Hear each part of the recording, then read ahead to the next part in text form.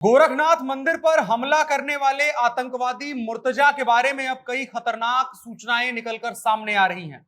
कल ही खबर आई थी कि उसके पास विदेश यात्रा और तमाम ऐसे सबूत हैं जिनसे जाहिर होता है कि वो किसी के इशारे पर काम कर रहा था।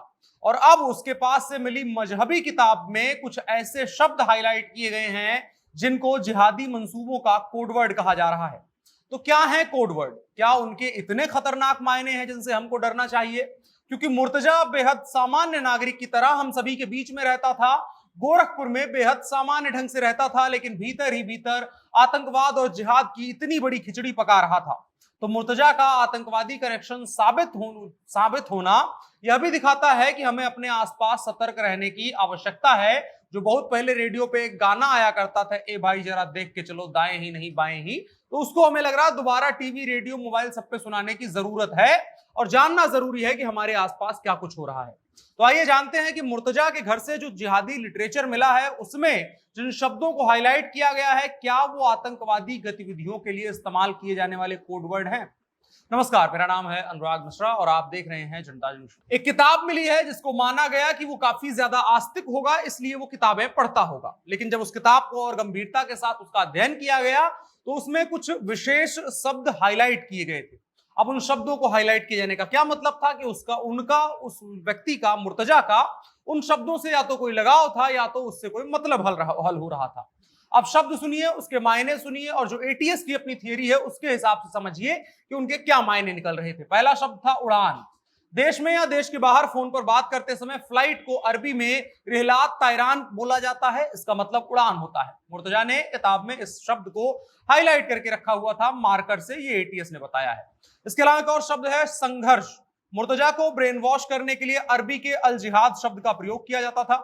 किताब में इस शब्द को भी मार्क किया गया है ताकि हर वक्त याद रहे। जिहाद के अर्थ पर मतभेद है, आमतौर पर इसे इस्लामी हुकूमत के लिए संघर्ष करने के लिए समझा जाता है।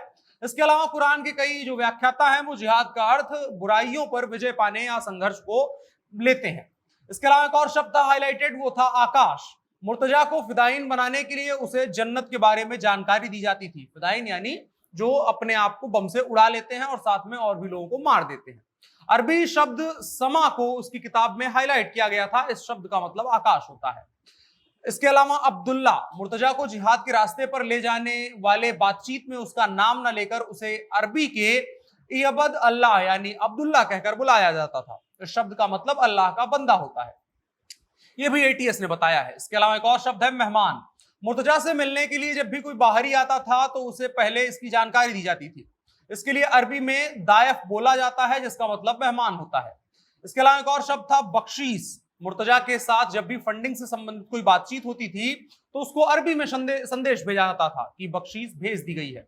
इस बख्शीश शब्द का संदेश मुर्तजा को मिलता था जिसका मतलब होता था कि पैसा पहुंच गया है।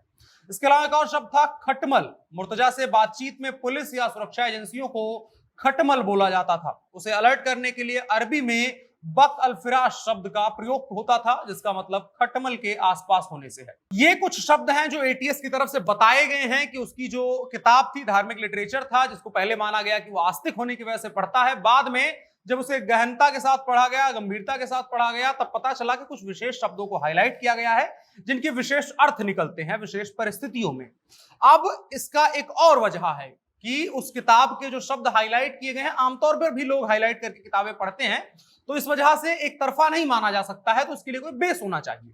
अब बेस क्या है? बेस ये है कि अलकायदा समर्थित गजवा उल हिंद के आतंकवादी जब लखनऊ से पकड़े गए थे, तो जुलाई में जो पकड़े गए थे 2021 की, उसमें जो डायरी मिली थी वहां पर इसी तरह के कोडवर्ड लिखे हुए थे।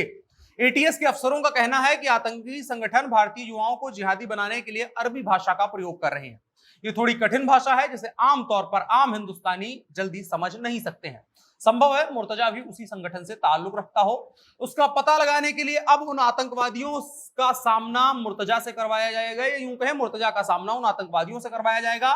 मुलाकात होगी और उसके बाद साथ में इंटरोगेट किया जाएगा और जानने की कोशिश की जाएगी कि क्या इन दोनों के बीच कोई संबंध है, क्या इनके जरिए ही ये पूरा नेटवर्क काम कर रहा था और कितने लोग हैं और क्या इनका प्लानिंग है, अभी तक क्या कुछ कर चुके हैं, उस दिन गोरखनाथ मंदिर में इनकी क्या प्लानिंग थी, क्या उस दिन और भी लोग साथ थे जिनके लिए ये स्क्रिप्ट लिख रहा था कि अफरा तफरी मचे और उसके बाद वो हमला करे। तमाम ऐसे सवाल हैं जो लोगों के भी जहन में है, गोरखपुर में रहने वाले लोगों के जहन में, उत्तर प्रदेश और हिंदुस्तान में रहने वाले लोगों के जहन में है कि क्या उस दिन खतरा और भी बड़ा हो सकता था। उन्हीं तमाम सवालों का जवाब जानने के लिए एटीएस उन आतंकवादियों के सामने लेकर के मुर्तजा को जाएगी और सवालों का जवाब ढूंढने की कोशिश करेगी।